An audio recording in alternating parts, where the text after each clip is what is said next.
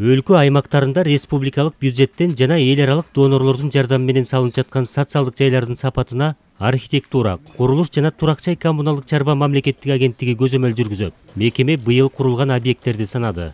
Жыл башынан бери 21 мектеп жана спорт зал, 2 балабакча, ошондой эле 4 ичүүчү суу менен камсыз кылуучу объекттер курулуп бүттү. Жаңы салынган социалдык жайлардын 8-и республикалык бюджеттен каржыланса, 9 объектинин курулушуна Сауд Аравиянын өнүктүрүү фонду каражат бөлүп берген. Кайтылып жаткан объекттердин саны Бишкек менен Ош шаарларындагы курулуштарды эске албагандагы көрсөткүчтөр. Бул эки шаардагы социалдык жайларды салууну кала бийликтери ишке ашырат. Ири курулуштардын жанданары күтүлүп жатат. Ага өлкө бюджетинен каражат сарптап, инвесторлорду тартууда максат кылынууда. Сейчас очень много данных проектов разрабатывается. Скажем, больших социальных значений это новый стадион.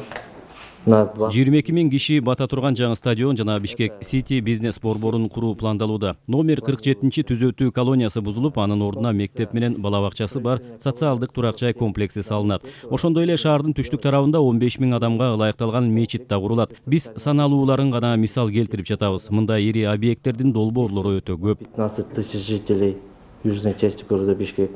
Күтүлбөгөн окуялар бюджеттен кошумча каражаттарды талап кылууда. Мекеме Тажикстандын куралдуу кол салуусунан улам үйлөрү талкаланган чек арадагы тургундарга турак жайлар жыл соңуна чейин курулуп бүтөөрүн билдирүүдө. Ошо биздин агентство бир үйдүн долбоорун тандап, тек советтен карап, бекитип, ал үйдүн жалпы аянты 91,6 квадрат метр болгон шарчы аянты, жалпы аянты 91 квадрат метр.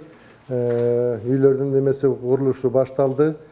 Буюрса, ушу пландап атабыз, ушу жыл бүткөнчө ошону бүткөргөнгө аракет кылабыз. Болгон баардык күчүбүздү жумшайбыз. Өлкөнүн башкы курулуш мекемеси жыл башынан берки ишкерлерге карата көрүлгөн чаралар, ишмердүүлүк жүргүзүүгө берилген уруксаат кагаздары тууралуу да маалымат таратты. Ага ылайык курулуш жүргүзүүчү ишканалар үчүн 416 лицензия берилген. Алардын 300дөн ашууну алгачкы жолу алып отурат. Бул убакыт аралыгында эреже бузган курулуш компанияларына 10 миллион сомдук айып салынып, анын 4 миллион сому өндүрүлдү. Калугул Асанбаев, Азамат Кыдыр Токтоев, Ала Тоо 24.